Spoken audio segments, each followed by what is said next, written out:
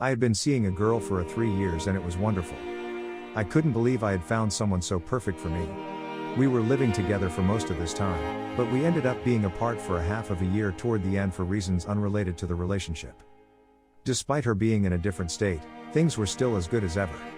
We made a few trips to see one another, and I thought that things were actually building up, the relationship was getting better and better. Then there was a period for a few months where she seemed to become distant. I feared the worst but assumed I was being paranoid. This girl was far too emotionally connected to me for there to be anything else going on. So I thought. I decided that I wouldn't be able to live with myself if I let this slip away over something so silly as the distance between us. Even thinking that it could somehow evaporate seemed silly, we were just way too close. I acted out of paranoia nevertheless. I called her and told her I wanted her to move back and move back in with me, and that I couldn't stand for us to be apart any longer, and that I felt us drifting. I can't explain how horrible the following moment was. I had never heard her so sad. She was mortified and I could tell. Before she said anything, she told me I'd hang up and never speak to her again. I told her that wasn't going to happen. Maybe that prepared me. At that point I assumed cheating, but in the back of my head I was thinking she had maybe gotten a disease or something. It was in her wording, I spoiled everything forever or something like that. It felt like an eternity. I was waiting for her to tell me she had HIV. That's when she told me that she was months into a pregnancy that wasn't my doing. My heart sunk. I knew that the entire future we had always planned was gone.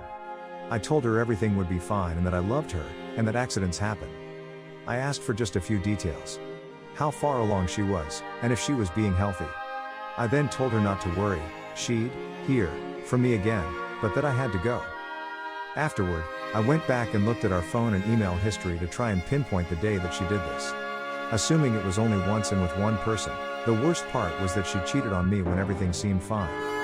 We had talked that day and had a hilarious chain of emails. It was such betrayal. Believe me, it hurt. The seriousness of a pregnancy too. This wasn't just a blowjob. She was carrying some other guy's kid. Like what was my dream was merely some other asshole's accident. After all this time, I still can't avoid crying when talking about the details of it. When I called her back, I told her she was forgiven. I was honest and told her that I was hurt and that I can't trust her anymore, but I wasn't cruel. She knew how hurt I was, but I think she was hurting much worse. Both of our dreams were shattered, but at least I didn't need to live with thinking it was my fault. I'll admit I had some horrible feelings and thought about some horrible things I'd like to say, but I just had no desire to be vengeful.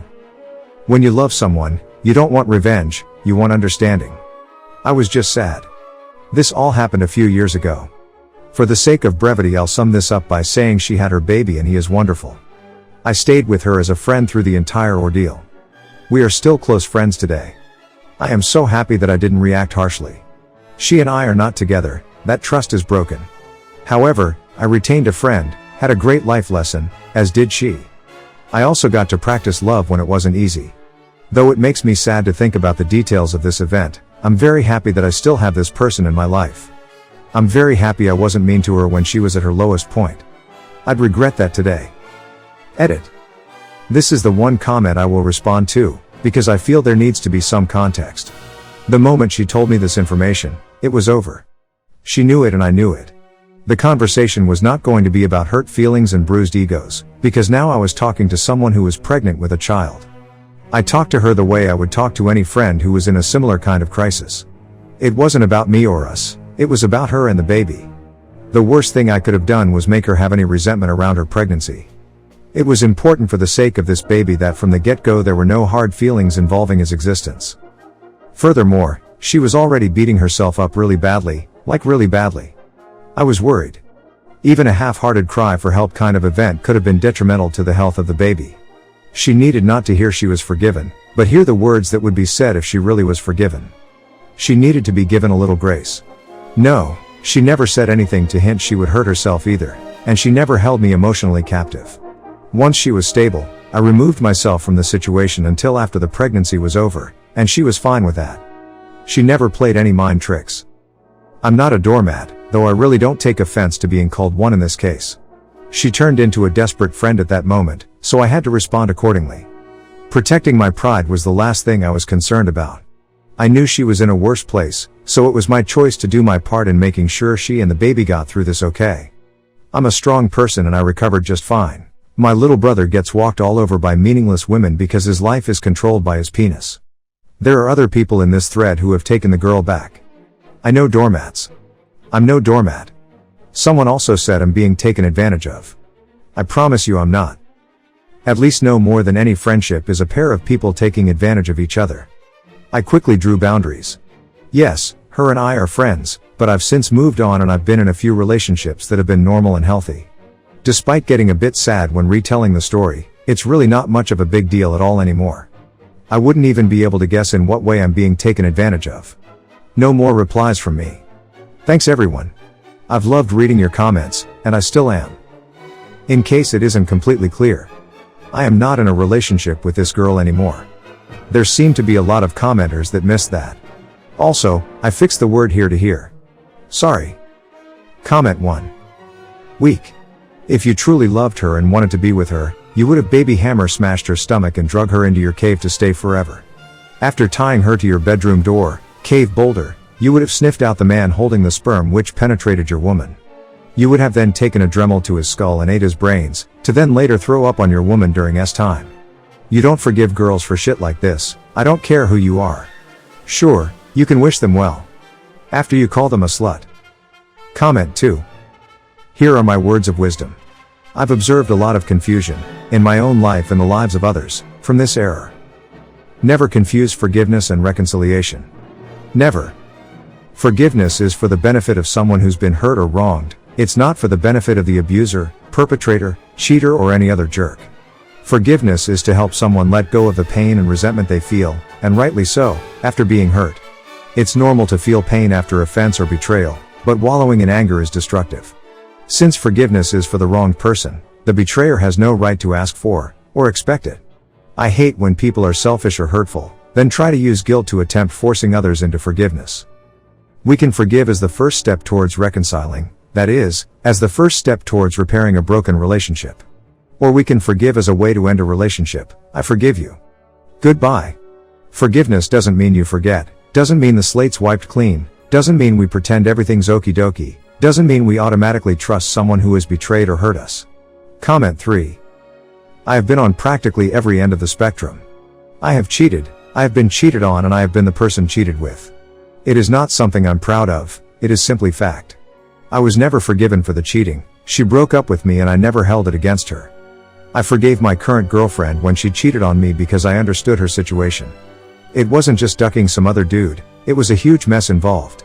Granted, if she did it again, I would have a much more serious discussion on it. I don't believe in revenge. I don't believe in being an asshole to get back at someone. I've been down that road, and it only leads to more trouble. Yes, you can be hurt by the one you love, yes you feel disgusting and sick. But you don't stay that way. And letting someone take over your emotions like that will only make you worse. Comment 4. May. He went on a trip with work, and when he comes home and gets drunk with our friends and I, suddenly he starts bragging about the whore he ducked in Poland. And how he was so disgusting, smelly and drunk the whore wouldn't even touch him before he took a shower. I got pissed, but played it off, laughed and told him ducking disgusting he must have been for a East European truck stop whore to turn him down. He got pissed at me for being a possessive bitch and defended the personality of the whore as a sympathetic lady with children. Great. Around this point I gave up any expectations of human faithfulness. I have since grown up and recognized the human as a polygamous being, striving to be monogamous but only hurting itself and loved ones while striving to achieve the impossible. This same disgusting ass has now been my duck buddy for 10 years. Solve the problem. No jealousy, no daily routine, we have since grown up, no excuse really, but he was only 20 at the time of the offense, and we were all pretty dumb then, and are still friends. We have loyalty to each other and so far we have kept returning to each other. I claim no ownership, realize long-term faithfulness is a utopian fantasy, and accept it. And I can have all the fun I want on the side as well. Whether or not we take advantage of this freedom? Actually not really. We are happy with what we have, for now at least. It's all good. Comment 5. I've got a zero tolerance policy on it. Luckily, I've never had to test that policy, and I sincerely hope I never do. No matter how much I loved a guy, no matter how much I wanted to be with him, if he cheated, it would be over. Not to say I wouldn't forgive him, but I wouldn't be with him anymore. It's a sign of a toxic relationship, and it's a sign of being with someone who isn't worth your time. Comment 6. I think that you did an amazing thing by committing to a relationship with her, albeit non-S-time after such devastating news. I also applaud the incentive to share stories of heartbreak that don't end with fake rings and lakes and petty revenge. However, I think that there needs to be an understand that a majority of these revenge stories are born out of relationships that don't last, relatively, long. Because the relationships are so brief, a true connection can't be had, and the entire relationship ends up being based off of S-time. So, when that commitment is broken, there's little to fall back on. If they don't know or trust the other person S-timely, I think revenge is almost unavoidable, and almost warranted. Your relationship of 3+ years has undoubtedly moved on to a more mature stage that's built on character, and not just S-time. So, when the devastating news of infidelity is out, you have something to fall back on. You know her as a person. Maybe not completely, but enough to know that she needed your help and friendship in a time of need. I have to admit that sometimes, I love reading terrible revenge stories. It's like reading a $2 romance novel on a short plane ride. Comment 7. It's great that you were able to go that direction with the situation and are happy with your choice. The problem is, not everyone is like you. Everyone is different. We are all individuals, and because of that, people handle the same situation differently. This is why I can't understand why everyone is giving the other guy so much grief. He handled it in his own way. It brought him the closure he needed. He may have not handled in the best way, but he handled it in the way he needed to. But of course, since it's not the Reddit way, people acted like he just tried to butt-duck Jesus. It's sad that as a community, we can't accept different views and actions. If an opinion happens to differ from the majority, it's a social snafu, and woe to the person that committed the crime. I saw quite a few posts in the other guy's topic talking about how it was people like him that was causing the downfall of Reddit.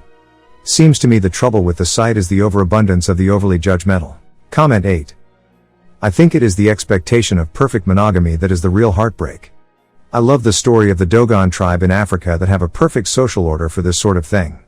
There are two kinds of marriage. One kind of marriage is arranged at birth, and here is where you have your family. The tribe depends upon this marriage, and neither the man, nor the woman, can leave it. However, both the man and the woman are welcome to have what are interpreted as passion marriages. And both the man and the woman can have as many passion marriages as they wish. The wisdom of this say it is better not to, but the dependency of the family marriage in the same house as passion, for human love and passion is too elusive and unpredictable to use it to raise a family. Comment 9. Wow, well done, I really admire you. It takes strength and grace to do what you did, and it's beyond the emotional intelligence of a lot of people. We only live once, and we should look out for the people we love and care about even when they make mistakes.